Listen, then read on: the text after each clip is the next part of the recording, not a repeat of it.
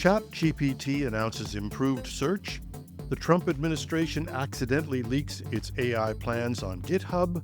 A German state declares digital independence by ditching Microsoft entirely. And thieves get a big surprise after stealing Apple phones. Welcome to Hashtag Trending. I'm your host, Jim Love. Let's get into it. The search wars are heating up as artificial intelligence reshapes how we find information online. OpenAI just rolled out a major upgrade to ChatGPT's search capabilities, but here's the twist. It's still playing by Google's rules.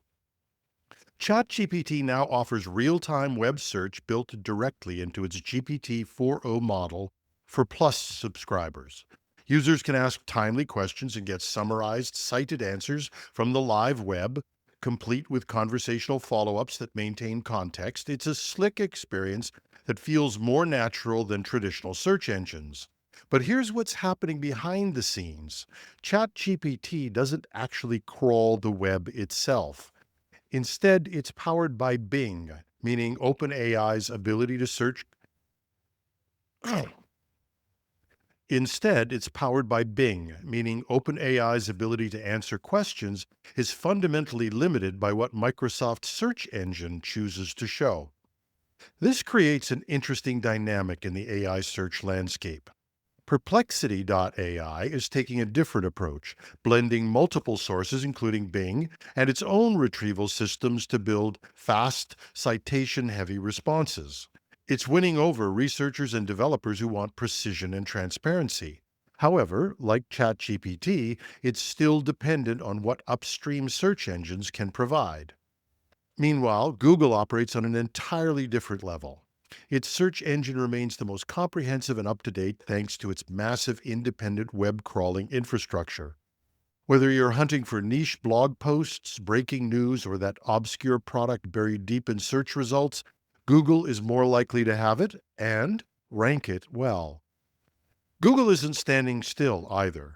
The company has been rolling out Gemini, its next-generation AI assistant, with direct access to Google search data and deep integration across YouTube, Gmail, and Docs. In many cases, Gemini matches or exceeds GPT-4o's capabilities, especially when pulling real-time proprietary search data that OpenAI simply cannot access. But OpenAI does have one ace up its sleeve: memory. ChatGPT can now recall past interactions, preferences, and tasks from previous conversations, creating a more personalized experience. Google is reportedly working on similar features, but they're not fully deployed yet. The bottom line? OpenAI is narrowing the gap, but not replacing Google. Instead, it's carving out a new kind of search experience built around conversation, context, and summarization. For users who need comprehensive search coverage or depend on specialized tools like maps or shopping, Google remains the gold standard. Government transparency just got an unintentional boost. The Trump administration's plan to inject artificial intelligence across the entire federal government was accidentally exposed through a public GitHub repository that vanished the moment journalists started asking questions. Here's what happened. The General Services Administration was quietly building AI.gov, a platform designed to automate much of the work currently done by federal employees. The project was supposed to stay under wraps until its July 4th launch date, but developers mistakenly made their code repository public.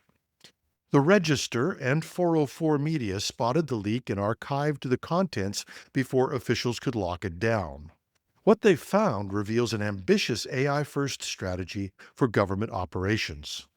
The leaked plans show AI.gov will have three main components: a government chatbot for citizen interactions, an API connecting federal agencies to AI models from OpenAI, Google, and Anthropic, and Console, a monitoring tool that tracks how government employees use AI in real time. Leading this effort is Thomas Shedd, a former Tesla engineering manager and Elon Musk ally who now heads the government's technology transformation services. According to reports, Shedd wants the GSA to operate like a software startup and has proposed automating much of the federal workforce. But this isn't just about adding AI tools to government workflows. The project appears designed to fundamentally reshape how federal agencies operate, with the ultimate goal of replacing human workers with automated systems.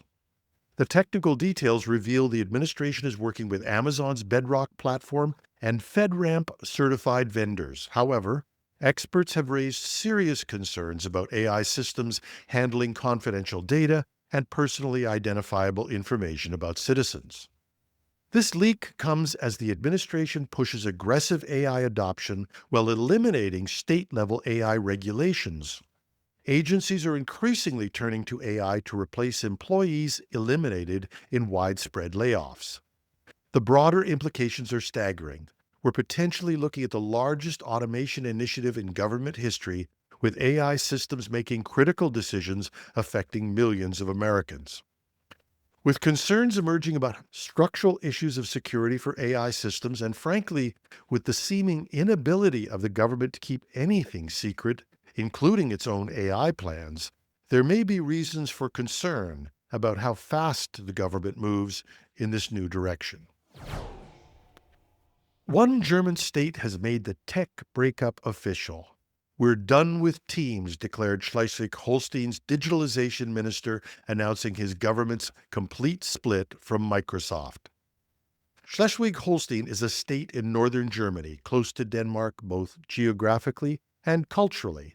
And within 3 months, nearly every civil servant, police officer, and judge, about 30,000 employees, will abandon all Microsoft software for Linux and open source alternatives. Teachers will follow in the next phase. But this isn't just about software preferences. It's about data sovereignty. Minister Dirk Schroeter said, "As a state, we have a great responsibility towards our citizens and companies to ensure that their data is kept safe with us, and we must ensure that we are always in control of the IT solutions we use." With that said, the geopolitical angle is equally important. The war in Ukraine revealed our energy dependencies, and now we see there are also digital dependencies, he added, speaking via an open source video platform during the announcement.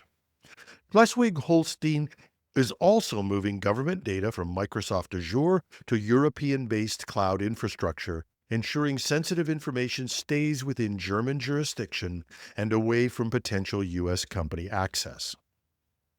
This follows Denmark's similar Microsoft exodus, signaling growing European resistance to American tech dominance. The movement towards digital sovereignty may be gaining momentum across the continent. And while it's important to remember that Schleswig-Holstein is only one state, the overall country's digital and state modernization ministry, led by Karsten Wilberger, has noted that they are pushing for what they call a German stack, a sovereign, homegrown digital infrastructure tailored to Germany's needs. This was outlined in the coalition's May 6th statement, which said, "In order to strengthen the digital autonomy of the authorities, software and a cloud environment for German authorities are to be developed under the project name German Stack." With the cloud market alone being worth tens of billions of dollars in Europe, the real casualty of the tariff wars might not be manufacturing, but instead digital industries and products once dominated by the U.S. And finally, crime doesn't pay, especially when you're stealing from Apple. Looters who targeted Apple's flagship store during recent protests in downtown Los Angeles got an expensive lesson in modern security technology. When thieves smashed windows and grabbed iPhones from the Apple Tower Theater, they thought they'd scored valuable prizes. Instead, Apple's anti-theft system instantly turned their stolen goods into useless paperweights. The moment the demonstration iPhones left the store's Wi-Fi network, proximity software triggered a remote kill switch. The devices immediately displayed a stark warning: "Please return to Apple Tower Theater. This device has been disabled and is being tracked. Local authorities will be alerted." Videos circulating online show the stolen phones blaring alarms and flashing warnings, making them impossible to ignore and worthless on the black market. This isn't Apple's first rodeo. The same security measures proved effective during the nationwide unrest of 2020 when similar scenes played out across the country. The technology combines location tracking with network monitoring, and as soon as a device leaves the secure store environment, it's remotely locked and law enforcement is notified. According to the Los Angeles Police Department, at least 3 people were arrested in connection with the Apple Store burglary. The thieves learned the hard way that stealing from Apple means walking away with nothing but an expensive but good-looking brick. And that's our show. Love to hear from you. You can write us at editorial@technewsday.ca or leave us a message on YouTube. And if you like the show, please pass it on to a friend.